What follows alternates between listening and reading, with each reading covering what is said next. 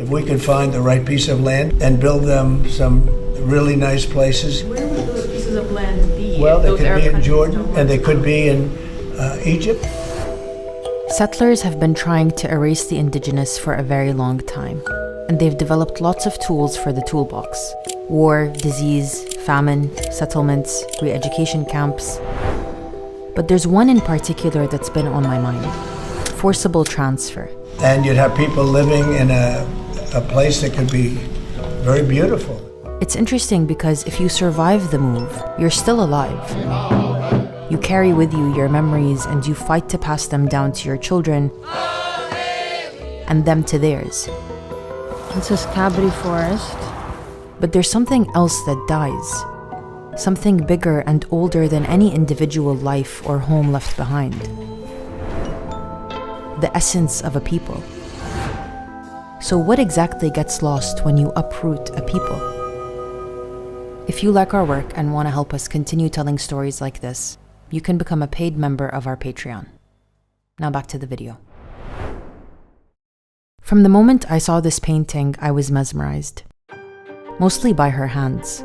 They're big and strong, and she carries all those oranges effortlessly, like her hands were made for it. She feels really familiar and looks so out of place. It's called The Immigrant by Palestinian artist Sulaiman Mansour. I first saw it in Bethlehem in 2018 on my trip to Palestine. I was there alone, going through the grief and honor of being back on our land, not just for myself, but for the whole family. Because I was the first person able to actually go back. So I logged everything. Looking through all the pictures now, it's mostly of the land. Especially when I got to what used to be our village, Al-Kabri. It's on the outskirts of Akka, in the north of occupied Palestine. Our village is one of over 500 Palestinian towns and villages that were destroyed when Zionist militias ethnically cleansed Palestine. I took lots of pictures for my family to see, and for myself. It's like we never existed. To try to hold on to it. To this plot of earth that, to Israelis, is now a highway, a national forest, and a kibbutz. But to me, to us, this was home for, as far as we can trace it, a very long time. We were driving through the kibbutz that they built, and you should see the trees that they have. I swear to God, a pomegranate tree with the biggest, fattest, ripest, most red pomegranate. The color is so vibrant, so healthy. I asked my family what we used to grow on our land besides tobacco, which I knew. Vegetables, fruits, oranges, lemons, and grapes. It wasn't easy to get the information. You don't understand how gorgeous it is here. My dad reached out to his cousin, who asked his uncle, who also lived in the village. I wonder how much else we lost that I don't even know to ask about. See, when a people are uprooted, they may have survived, they may be alive, but there's something invaluable that can die. Something immaterial and bigger than any individual life. And it's this thing that explains what it means to be indigenous. I realized this when I was learning about another indigenous people halfway across the world. They called it Turtle Island, and for thousands of years it was home to millions of Native Americans. In the Pacific Northwest, abundant forests and waterways created cultures centered on fishing and forestry, like the Tlingit. Tlingit speakers don't say left or right, they say toward the water or toward the mountains. One ancient narrative they tell is of Salmon Boy, a story that speaks to how salmon, a central part of their sustenance and culture, feel, make choices, and respond to human actions.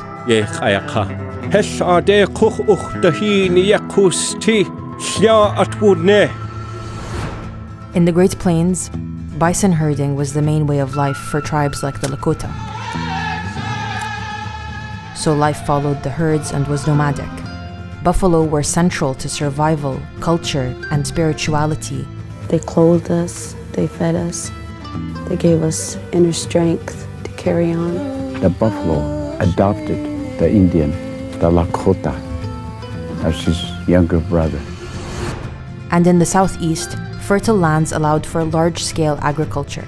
This area was home to the Cherokee, who, along with others, used complex irrigation systems to grow the three sisters, corn, beans, and squash, grown together in a sustainable system where each plant supported the other. They also, along with many other tribes across North America, practiced controlled burning, which would clear undergrowth and make space for edible plants and medicinal herbs. This maintained healthy forests and reduced wildfires. Work with nature, expand habitat, decenter humans, and design for perpetuity. And there's way more. Before the first arrival of settlers, around 250 distinct languages were spoken.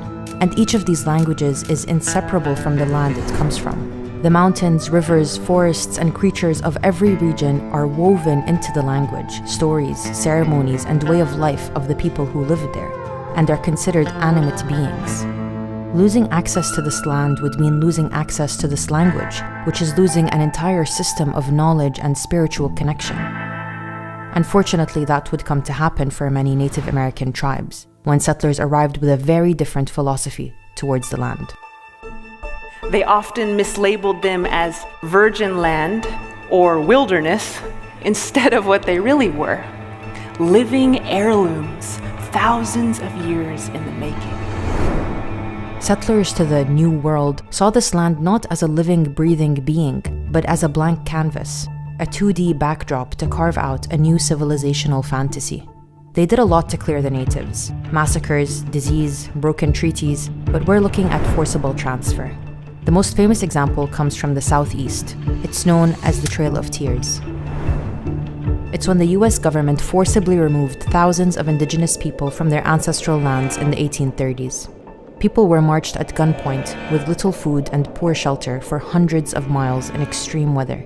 Sick and feeble, many near death. One woman was carrying her youngest child who was dying in her arms. Those that survived the journey made it to a radically different terrain: Oklahoma. Thousands of years of self-sufficiency, language, science, medicine, diet, spirituality, all tethered to the land, suddenly suspended from the reality they're based on. In this new reality, resources weren't as abundant, and communities were split up. Previously self-sufficient and environmentally sustainable tribes became dependent on US government rations. Cut off from their sacred sites, ceremonies and spiritual practices began fading away. And they cut them off from one another. Children were sent to boarding schools where, separated from their families, they were forcibly assimilated into white Euro-American culture. Yes, they were alive, but something else was being killed. Inherited knowledge, science refined over generations, a responsibility to tend to the plants and animals of a region, a sense of collective self, totally uprooted. Things that define a culture and a people are learned organically, from just existing in your community on your land. Removing the land removes the space for that exchange, and splitting up communities makes trying to collect that knowledge to save it so much harder. I wonder what words we had in our dialect that we lost to the Nakba, what rituals around land we would perform, what creatures we tended to. I'm sure it's out there somewhere or in someone. Thankfully, they didn't manage to expel us all. أتذكر هذا الشارع اللي أكل من إجري رأت وأنا رايح على المدرسة في مدرسة الكابري أنا تعلمت كنا عايشين مش بيقولوا مهد عيسى يا أخي إحنا كنا عايشين في الجنة في مهد عيسى صدقني إن اكتفاء ذاتي جماعة فلاحين على قدنا عايشين بأرضنا مبسوطين. But they expelled plenty. Just like Turtle Island, with tribes changing as the land does, Palestine's diverse terrain is home to diverse, old relationships to the land. That's why so many of our symbols are from the land. The sabr, the date, the figs, the grapes, the watermelon, the orange, za'atar, and of course, the olive tree.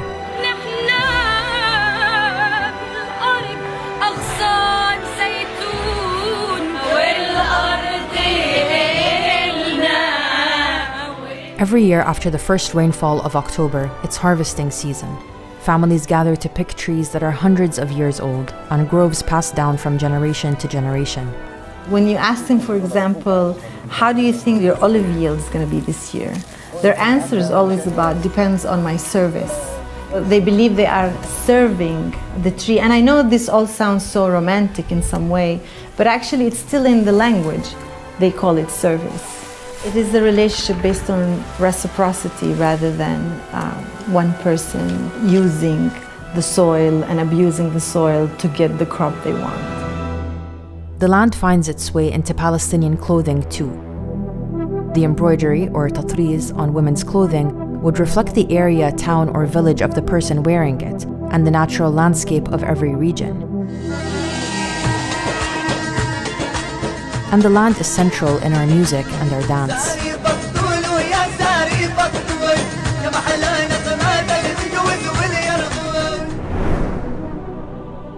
And despite the differences from place to place, Palestinians have always been in communication with one another, trading and exchanging, traveling, gathering for ceremonies and festivals.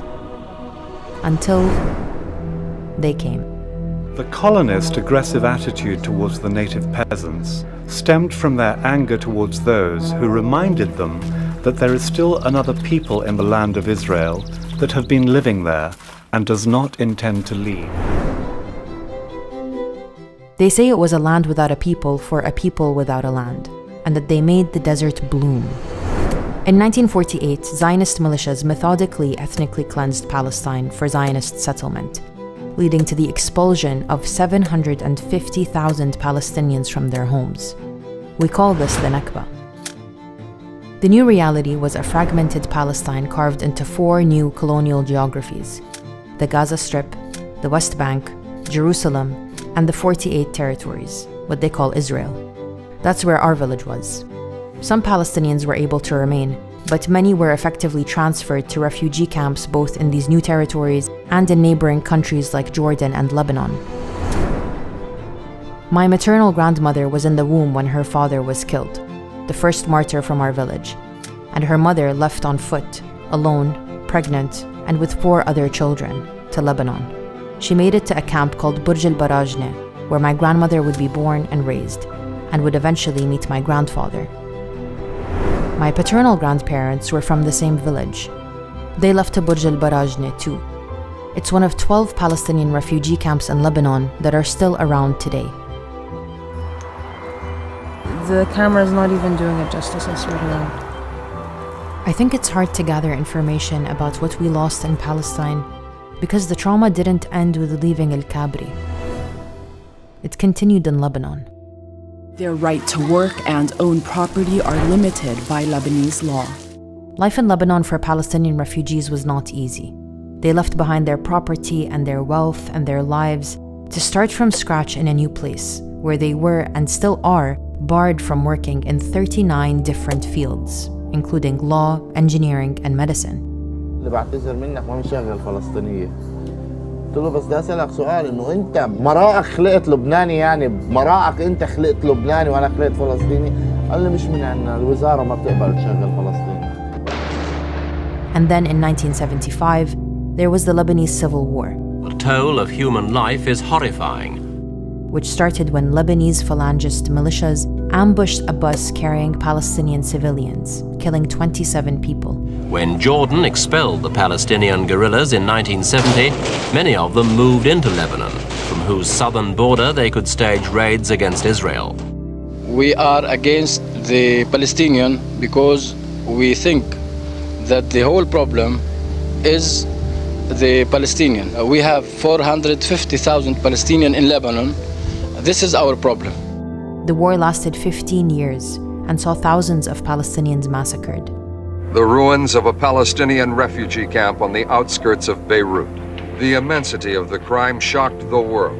The killers, members of a Lebanese rightist militia, got away as easily as they had arrived. To do so, they had to pass through Israeli lines. During the war, Israel invaded Lebanon, overseeing massacres and bombing campaigns. My aunt Buran was killed when Israel bombed the bus she was on in 1982. I guess that's it. What's been passed down to me about Al-Kabri is factual. What we grew, who our neighbors were, how we lived. But there's information I crave that I'm not sure survived in our family. How did we tend to these plants? When did we harvest? What did we call a specific bud? What plants did we use medicinally? Like most Palestinian refugees, they left in a hurry with their keys in their pockets, expecting to come back. I don't think they had the time or luxury to pause and collect these tidbits in the middle of more unfolding trauma. Thankfully, not all of us were transferred. Many remained and continue to keep these traditions alive and are working on preserving and reviving them for future generations.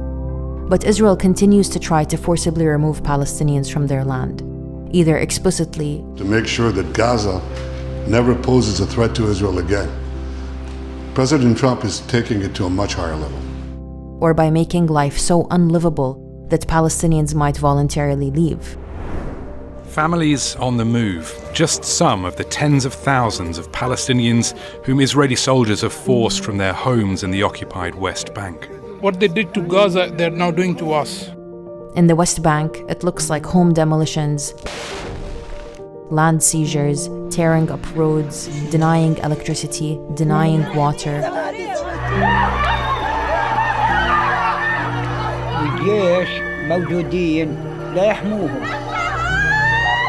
And there's a particular terror reserved for Palestinian shepherds and farmers, still deeply rooted in the land.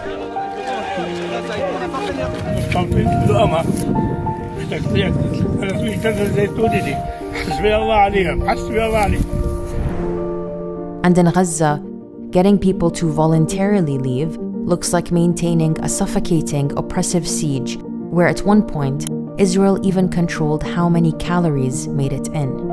And of course, indiscriminately decimating the strip, its people, its infrastructure, and its land.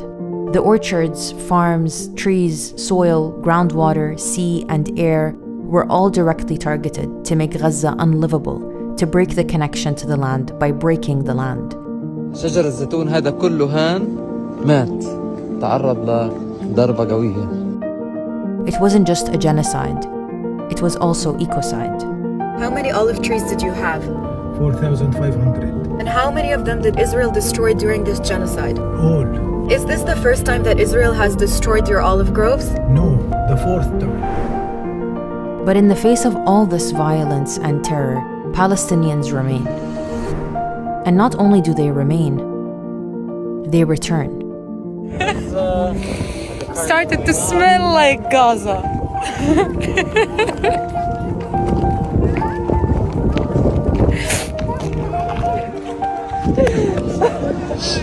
الله يرحم حامد يا أمه، الله يرحمه، كان هو بيستقبلنا أول واحد يا أمه.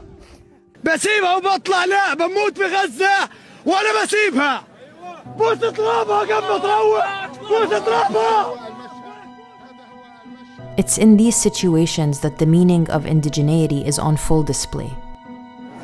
Despite having protections not afforded to Palestinians, in the face of danger, the settler flees because there's no tether to the land. That's why they say things like this. Palestinians say they don't want to leave. I don't know how they could want to stay. It's a demolition site. The only reason the Palestinians want to go back to Gaza is they have no alternative. Because to the settler, a good life is possible on any land. Land is just a place to live, a backdrop. It might have some excavated ideological story, but there's no relationship, no roots to keep them settled. That's why when they came to Palestine, they planted thousands of pine trees over the remnants of Palestinian villages. Trees for cover, trees for decoration, a prop. And why from when they arrived to this day, they don't seem to have difficulty burning and uprooting olive trees that are hundreds of years old. According to an Iroquois story of creation, the world was made when Sky Woman fell from above and was saved by the animals below. The geese caught her, the turtle carried her, and the muskrat dove to the bottom of the sea to bring her mud that she would use to make land. She spread the mud across the turtle's back and began to sing and dance in appreciation. And as she did, the land grew and grew from a smear of mud to what we know as the earth. It's why they call North America Turtle Island. The story speaks to a central philosophy in their culture, that the land is not our property, isn't ours to own. It welcomed us, saved us, and we feed it in return. It reminds me of how in Arabic we say أصحاب الأرض, which literally translates to friends of the land. سامحنا لأن إحنا ما إحناش قادرين نحافظ عليك Indigeneity doesn't just mean to live on a land for ages. If that were the case, settlers would eventually become indigenous too, and those forcibly transferred would stop being indigenous.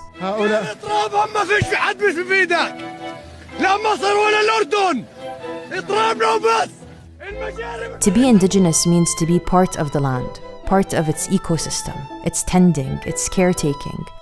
It's a responsibility and connection and inherited knowledge that you can't know in a lifetime.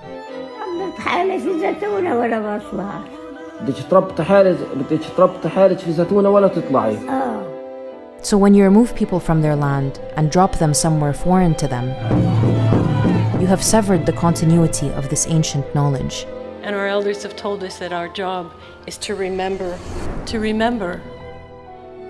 Unfortunately, some of it gets lost forever. But the wound this removal leaves, and the need to keep the connection alive, will always remain. Shinasha means I am still here. هاي رسالة من ستي اللي مواليد 1922 لترامب اللي بده يهجرنا. ما غصب عنك يا ستي بدهم يطلعونا. ريت روحها تطلع. احنا ثابتين في الأرض زي الزيتون.